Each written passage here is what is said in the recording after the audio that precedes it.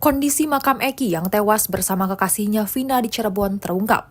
Makam Eki yang berada di tempat pemakaman umum atau TPU Mawar, Desa Sutawangi, Kecamatan Jatiwangi, Kabupaten Majalengka, Jawa Barat, mendadak dijaga orang suruhan. Seorang pria bernama Rana mengaku mendapat tugas khusus untuk menjaga makam almarhum Eki. Tak hanya itu, Rana juga melarang orang yang datang untuk mengabadikan gambar foto maupun video. Lebih lanjut, Rana juga enggan berbicara hal lain selain bertugas menjaga makam Eki. Kendati demikian, Rana mengarahkan agar peziarah berbicara dengan kuncen makam jika ingin bertemu keluarga Eki.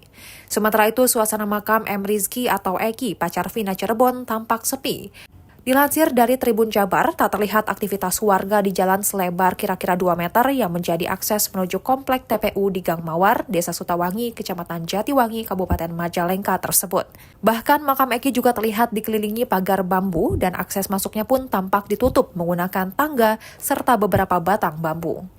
Di pintu masuknya tampak gapura sederhana yang dibangun menggunakan bambu dan beratap terpal, serta terlihat dipasangnya tulisan Makam Keluarga R. Wahyu Karta Ami Praja.